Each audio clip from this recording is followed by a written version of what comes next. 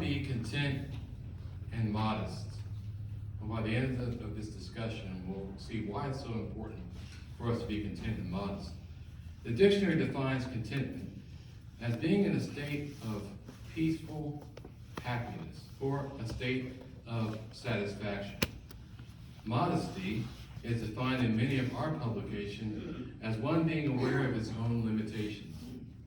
Now we'll be considering an account in 1 Kings chapter 13, and we'll see why it's so important for us to remain content and modest. Now we have an example of a young prophet and of an old prophet.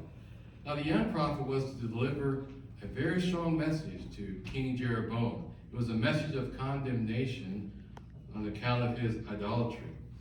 Now at first it seems like the king took the message in a very positive way.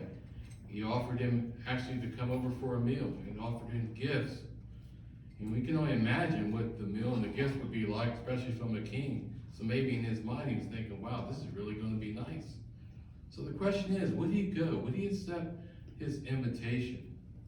Well, let's see in 1 Kings chapter 13, and we're going to look at verses 8 and 9.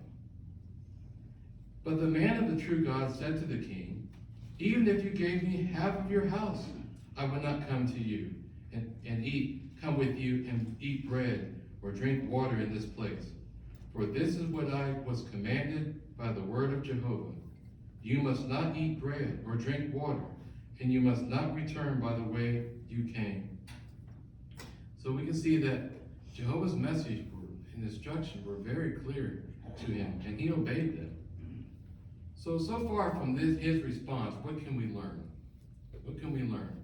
Well, when we look at material things in this world today, we may not look at them as being a test to our loyalty, but really they are. See, this prophet, he was loyal to Jehovah. Even though this king offered him many things, his obedience was to Jehovah. So today, we also live in a very materialistic world. So Jehovah, he's telling us, don't go after these things in Satan's world. He's saying, seek the kingdom first. And if we do so, we won't have our relationship with Jehovah affected, and neither will our pure worship to him. So getting back to the account, right now this young prophet, he's on the right track. He's made the right decision. But the situation is about to change. If we look in verses 16 through 17, we can see that the old prophet is going to tell him a lie. It's going to be a curveball. So, looking at verse 16, now this is the younger prophet speaking, but he said, I cannot go back with you or accept your invitation, nor may I eat bread or drink water with you in this place. For I was told by the word of Jehovah, you must not eat bread or drink water there. You must not return by the way you came. So, again, the instructions were very clear to him. But notice here in verse 18, notice what the old prophet says. At this he said to him, I too am a prophet like you. And an angel told me by the word of Jehovah, have him come back with you to your house, so that he may eat bread and drink water. And then in parentheses it says, he deceived him. So we see that he was deceived. He was saying, oh, it's okay. An angel told me, you can come on back, you can have a meal, and we can have a good time. So, what would he do? Well, he already has Jehovah's very clear instructions, but the old prophet's telling him something different now. So he finds himself in a bit of a situation. Now, he could have asked himself, now why would Jehovah send another angel to another person with completely different instructions? Or maybe he could have just asked Jehovah in prayer, went to Jehovah in prayer and said, Jehovah, I'm indecisive right now. I don't really know what to do. Can you please help me out? So what did he do? Well, Proverbs 3 verses 5 says that we must trust in Jehovah with all of our heart and not lean upon our own understanding.